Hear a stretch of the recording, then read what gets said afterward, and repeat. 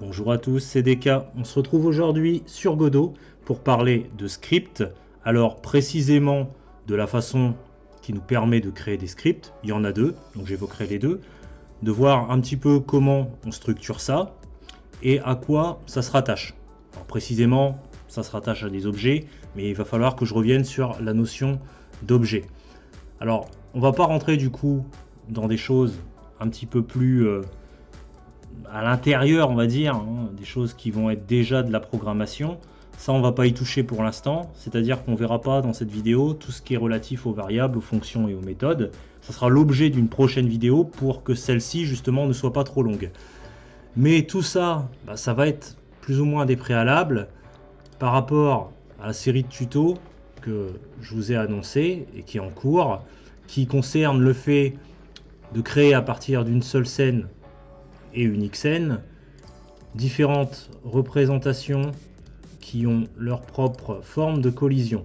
Donc ça, c'est un outil qui est bien pratique, mais il faut bien se dire que derrière cet outil, il y a du code, donc de la programmation, donc une compréhension du langage à avoir, mais aussi de façon plus globale une compréhension des scripts et de savoir comment ils sont structurés et comment ils peuvent interagir soit avec les objets, voire même avec d'autres scripts. Donc c'est ça qu'on va essayer de voir aujourd'hui. Donc on va repartir d'une scène classique, qui est cette scène-ci, et on va déjà se demander, c'est quoi un script? Réponse, un script, c'est une page sur laquelle, ou dans laquelle, vous allez pouvoir taper des choses, et ces choses-là, ça va être des choses qui vont vous permettre de programmer votre jeu. Donc on va coder. Et coder, ça sert à quoi? Eh bien, ça sert à donner des caractéristiques à un certain nombre d'objets de votre jeu. Par exemple, leur affecter des comportements du type mon personnage doit marcher, voire même leur affecter des données.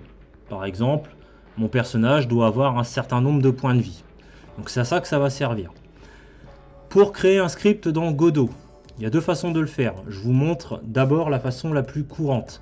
La façon la plus courante, c'est d'aller tout à gauche dans votre panneau de scène, de sélectionner un des objets de votre scène. Alors, les objets, je le rappelle, ce sont tous des nœuds, soit à la racine un nœud parent, soit ce qui suit des nœuds enfants. Éventuellement, ça peut être des scènes qui sont instanciées pour se comporter comme des enfants de votre nœud racine qui est le parent. Alors le parent, je vais donner le nom niveau 1 et il a un type spécifique qui est le type tilemap, c'est-à-dire un type qui permet de construire le décor, entre autres le sol que vous voyez là sous les pieds des différents personnages.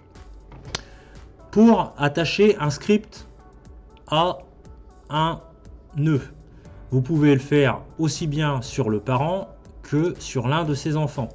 Par contre, ayez à l'esprit que le script qui est attaché à un nœud va hériter des propriétés de ce nœud-là. Donc si j'attache mon script à ce nœud-là qui s'appelle background et qui est de type sprite 2D, eh bien il va hériter des caractéristiques, des propriétés qu'ont tous les nœuds de type sprite 2D. Si je l'attache à mon nœud racine qui est un tilemap, eh bien il va hériter des propriétés de tous les nœuds qui sont de type tilemap. Donc je fais clic droit par exemple et je peux faire ici attacher un script. Je peux aussi autrement aller ici en haut à gauche sur l'icône de la petite feuille avec un plus et cliquer et ça m'ouvre une fenêtre qui va me permettre d'ajouter un script à mon nœud niveau 1 qui est de type tilemap. Alors là je vous ai parlé d'hériter des propriétés etc. Et bien tout ça on peut le retrouver justement dans la fenêtre qui vient de s'afficher là au milieu parce qu'on voit qu'il y a marqué hériter 2 sur la deuxième ligne. Et on voit bien que il nous dit qu'il hérite de tilemap. Et bien pourquoi? Et bien encore une fois, parce que l'élément que j'ai choisi à gauche, l'objet que j'ai choisi à gauche, c'est un nœud de type tilemap. D'ailleurs, vous voyez que à côté de cette case, j'ai un petit symbole qui représente une sorte d'arbre hiérarchique, mais auquel je n'ai pas accès. Pourquoi je n'y ai pas accès? Parce que si jamais j'y avais accès, je pourrais changer ici la chose, l'objet dont il hérite, et le problème, c'est que ça créerait un bug. Si par exemple ici je changeais les choses pour lui dire qu'il hérite par exemple d'un sprite 2D, eh bien ça créerait un bug parce que l'objet auquel il est rattaché, ça n'est pas un sprite 2D, mais un tilemap. Donc c'est pour ça que par défaut, il vous met tilemap et il vous interdit de venir dans la hiérarchie pour changer son héritage. La modèle, nous on va décocher pour avoir un script vide. Script intégré, on va rien mettre. Et puis chemin, c'est l'endroit dans lequel on va vouloir enregistrer notre script. Alors là, il me propose un nom par défaut. Le nom par défaut, il reprend le nom de ma scène, donc qui est là tout en haut. Parce que là, niveau 1, c'est pas le nom de ma scène, c'est le nom de mon nœud parent. Mais le nom global de la scène, c'est tuto test. Donc il me reprend ça et il me met .gd pour indiquer que là, ça n'est pas une scène, mais c'est un script. Les scripts, ils ont toujours .gd à la fin. C'est l'extension de fichier. D'ailleurs, c'est ça qui vous permet de reconnaître que vous avez bien affaire à un script. Et vous avez aussi le petit icône en forme de roue crantée qui apparaît devant vos scripts et qui vous permet de les différencier d'autres types de fichiers. Les scènes, je le rappelle, elles ont pour extension .tnsc et elles ont pour icône qui vous permet de les reconnaître, eh bien, cette sorte de petit clap de cinéma. Donc, revenons à notre fenêtre centrale, chemin, on va cliquer, il va nous afficher les dossiers. Si par malheur, il vous met directement dans un dossier et que vous ne souhaitez pas être dans le dossier concerné, imaginons qu'il vous ait mis directement dans le dossier qui contient vos musiques et vos effets sonores, eh bien vous pouvez ici cliquer sur la petite flèche qui va vous remettre à la racine RES de votre système de fichiers.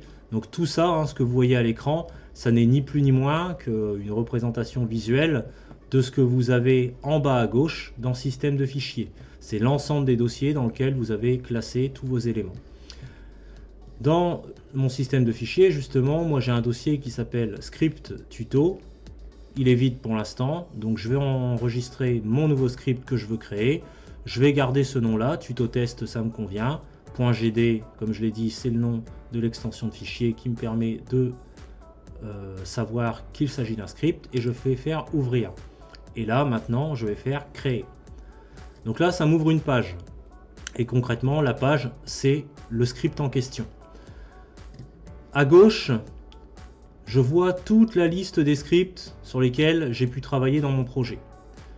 Et là, vous voyez qu'il est mis en surbrillance. C'est parce que c'est sur celui-ci, c'est dans celui-ci que je suis actuellement. Vous avez peut-être vu que mon écran central, il a été remplacé par cette page-là. Et vous avez peut-être fait attention que du coup, ici, en haut, au milieu, il y a script et la petite page qui sont devenus bleus. Je peux repasser sur ma scène en 2D en cliquant sur 2D. Et je peux revenir dans mon script en recliquant sur script. Donc ça, c'est pour la navigation.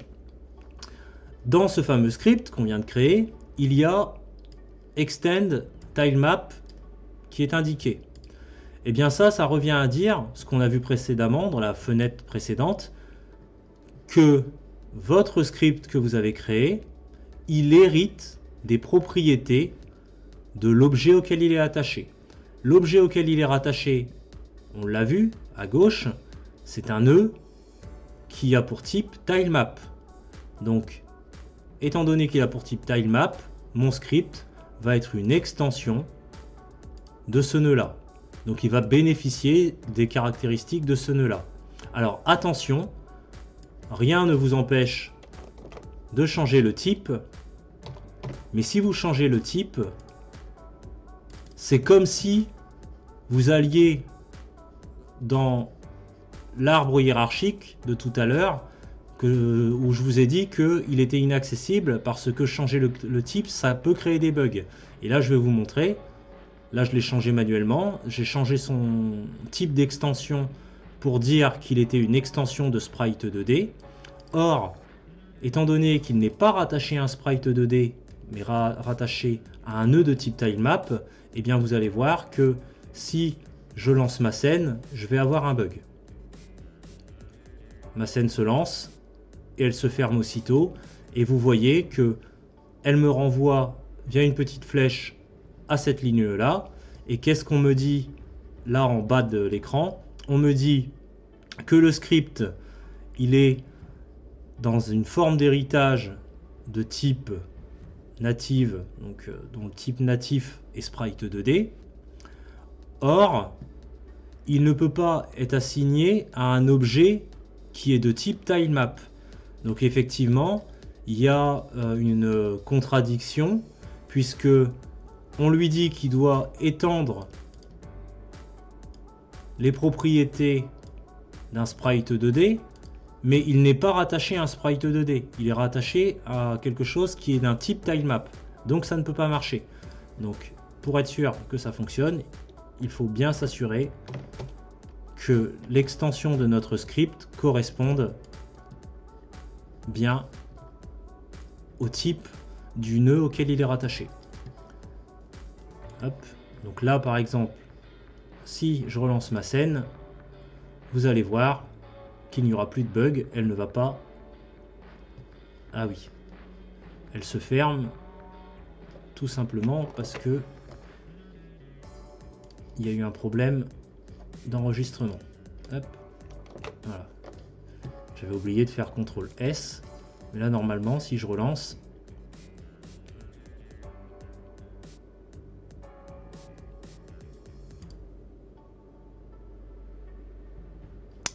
c'est de ma faute, ça ne marche pas parce que je me suis trompé, je n'ai pas mis tilemap, j'ai mis tiledata. Donc c'est toujours pour ça que ça fonctionne pas. Donc là, normalement, ça devrait marcher. Tilemap. Je relance. Et là, vous voyez, ça ne bug plus. Donc ça, c'est très important. Ça vous permet d'identifier à quel type d'objet votre script il est rattaché. Donc il est rattaché à un objet qui est un nœud de type tilemap. Alors pourquoi j'insiste sur la notion d'objet, vous allez le comprendre par la suite. Mais avant que je vous en parle, je vais vous montrer quelque chose qui n'est pas obligatoire, mais que vous aurez l'occasion de faire de plus en plus quand vous aurez beaucoup de scripts. C'est le fait de spécifier encore plus la nature, on va dire, de votre script. Et pour ce faire, on peut utiliser quelque chose qui s'appelle class name. Donc, vous voyez là, j'ai tapé CLA et ça apparaît déjà dans les propositions. Donc si on choisit class name, on peut venir spécifier. À quoi ça sert de spécifier? Eh bien, comme vous le savez, les tilemap, ces fameuses grilles là, objets de type nœud qui ont un icône de grille, ça vous permet de construire du décor, entre autres là par exemple le sol de mon niveau. Sauf que là ça va, j'ai qu'un seul niveau, j'ai le niveau 1, mais je vais peut-être en avoir 10, 20, 30, 100 des niveaux. Bon. Le problème c'est que ils auront des scripts et ils auront tous la même extension, tilemap, puisqu'ils seront conçus à partir du même type d'objet, à savoir des nœuds de type tilemap. Donc pour les différencier, à un moment, ça peut être compliqué. Donc ce qui peut être intéressant, c'est de les spécifier encore plus en indiquant class name et par exemple en mettant tout simplement un nom qui va vous permettre de savoir que c'est précisément le script qui est rattaché à ce tilemap là. Donc là, en l'occurrence, class name niveau 1, parce qu'effectivement, notre tilemap en question, il s'appelle niveau 1. Et on saura, pour le coup, que ce script-là, il concerne bien notre niveau 1. Là, je ne vais pas le faire dans l'immédiat, mais sachez que plus on commence à multiplier les scripts, à avoir d'éléments dans un projet, plus il est intéressant d'utiliser des class names. Donc là, je viens de vous montrer comment, tout simplement, on crée un script sur un objet de type nœud qui a pour type lui-même un tilemap et qui se trouve au sein d'une scène. J'aurais pu le créer sur un de ses enfants, ça n'aurait pas changé grand chose, si ce n'est qu'il aurait pris pour extension eh bien, le type de l'enfant en question. Si je l'avais créé sur cet objet-là, qui est un nœud de type sprite 2D, l'extension ici, ça aurait été sprite 2D. Cependant, il est possible de créer aussi des scripts sans les créer directement dans la fenêtre de scène, c'est-à-dire sans les rattacher à des nœuds. Et c'est pour ça que depuis tout à l'heure, j'utilise la notion d'objet, parce que vous pouvez avoir des objets qui ne sont pas des nœuds. Ça peut paraître bizarre, c'est assez contre-intuitif, mais c'est des sortes d'objets qui n'ont pas de réelle matérialité, mais qui pourtant existent quand même. Pour faire ceci, je vous montre un exemple. Vous pouvez aller directement dans votre système de fichiers, sélectionner un dossier. Donc là, je vais reprendre script tuto. Vous voyez qu'on a notre script qu'on a attaché ici, hein, il existe aussi ici dans notre système de fichiers. Et ce qu'on peut faire, c'est aller directement sur le dossier, faire un clic droit, faire créer nouveau et créer directement ici un script. Si je crée directement un script ici, il nous demande de nouveau dans quel type de langage on veut le taper. Donc je rappelle, nous on utilise du GDScript, c'est le langage par défaut de Godot. Il y a une autre version de Godot qui propose du C#. Moi, je n'ai pas téléchargé la version qui propose le C#. J'ai utilisé juste la version qui propose que et uniquement le langage par défaut, à savoir le GDScript. Là, on vous parle d'héritage. Et vous allez me dire, bah oui, mais là, étant donné qu'il n'est attaché à aucun nœud, c'est bizarre. De quoi il va hériter? Eh bien, par défaut, Godot vous dit que, étant donné qu'il n'y a pas de nœud spécifique, on va le faire hériter d'un nœud global, d'un nœud basique. Bon, c'est ce qu'il vous propose par défaut. Mais ce qui peut être intéressant, là, vous voyez que maintenant, dans ce type de cas, mon arbre hiérarchique, il est accessible. Eh bien, si on clique dessus, vous pouvez voir qu'il existe un certain nombre de choses qui ne sont pas des nœuds, parce qu'ils n'ont pas l'icône d'une sorte de petit anneau, mais ils ont un icône en forme de cube tridimensionnel dont une des faces est pleine. Ça, ce sont des objets. Et comment on sait que ce sont des objets? C'est que quand on monte dans la hiérarchie, eh bien, ils dérivent tous, vous voyez, d'un truc à la racine, et ce truc à la racine, c'est effectivement un objet. Alors, un cas assez courant où ça peut servir, ce sont les objets de type ressources. Alors, je vais vous montrer à quoi ça ressemble. Si je tape RES, vous voyez que j'ai un objet de type ressources. Et un objet de type ressources, là où c'est intéressant, c'est que ça va, par exemple, vous permettre de stocker de la donnée. Je vous donne un exemple concret. Imaginez un jeu vidéo où vous avez des potions qui vous permettent de regagner de la vie. Votre potion de vie, il va falloir définir combien de points de vie elle vous redonne. Eh bien, le nombre de points de vie qu'elle vous redonne, c'est une donnée. Ça peut être 5, 10, 20 points de vie, mais c'est une donnée précise. Imaginons que dans le même jeu, vous ayez un magasin où vous pouvez acheter et vendre ces potions. Eh bien, votre potion, elle aura un prix d'achat et un prix de vente. Ça, c'est aussi des données qui seront propres à votre potion de vie. Pour une potion de magie, par exemple, vous aurez d'autres données.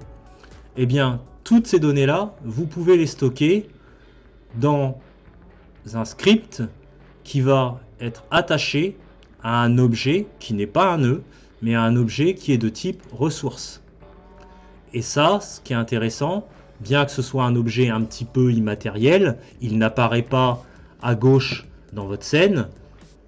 Pour autant, il a quand même une existence, et pour autant, eh bien, vous allez pouvoir après dans votre jeu, à partir d'autres scripts, de venir extraire les données de ce script qui hérite d'un objet de type ressource pour pouvoir les retrouver dans votre jeu. Par exemple, quand vous allez aller chez le marchand, eh bien, vous allez pouvoir éventuellement faire apparaître à l'écran les prix de vente de l'objet, les prix d'achat de l'objet, et potentiellement, vous pouvez, quand votre personnage boit la potion, faire apparaître à l'écran le nombre de points de vie qu'il regagne en buvant la potion. Donc si là, je crée le script de cette façon-là, eh bien, il ne s'ouvre pas directement. Par contre, vous voyez qu'à gauche, dans le système de fichiers, il est apparu. C'est le new script qui est ici. Parce que je n'ai pas changé son nom, donc du coup, il s'appelle new script. Si je double-clique dessus, là maintenant, il s'ouvre. Et vous voyez que pour le coup, son extension, c'est ressources. Donc c'est un objet, mais qui a un type spécifique qui n'est pas un nœud, mais qui est une ressource. Et dans lequel on peut stocker de la donnée. Par exemple, on pourrait avoir une donnée qui s'appelle var, donc var ça veut dire variable, var HP, donc point health point, donc point de vie. On pourrait même gain HP, donc le gain de HP quand on boit la potion est égal à 10. Et là, on aurait quelque chose qui nous permettrait de savoir que le nombre de points de vie qui va être restauré quand on boit la potion, ça serait 10. On pourrait avoir une autre variable qui serait var buy pour achat, qui serait par exemple de 50 pièces d'or par exemple, etc. etc. Solde pour vendre, etc. etc. Donc là, en l'occurrence, on ne va pas en avoir besoin dans l'immédiat de ce script, mais je voulais quand même vous montrer que c'est un type de script qui peut exister et qui peut être créé de la sorte. Donc on va le fermer. Donc pour le fermer, vous voyez qu'on a tous nos scripts là à gauche dans ce petit panneau.